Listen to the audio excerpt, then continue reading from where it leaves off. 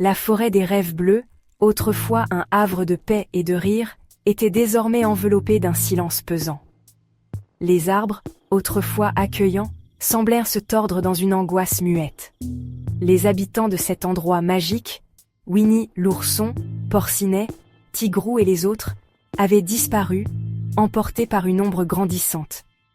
Christopher Robin, revenu après des années d'absence, sentait un froid glacial le saisir alors qu'il franchissait l'orée de la forêt. L'atmosphère était lourde, chargée de peur. Il se souvenait des jeux innocents, des pique-niques joyeux, mais il ne retrouvait que des traces de désespoir. Il trouva la maison de Winnie, autrefois remplie de pots de miel, maintenant vide et délabrée.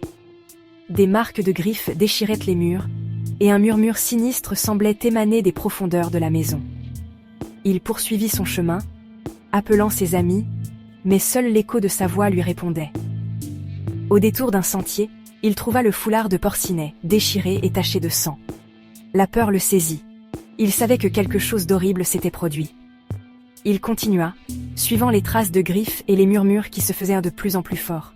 Il arriva à la clairière où ils avaient autrefois partagé tant de moments heureux.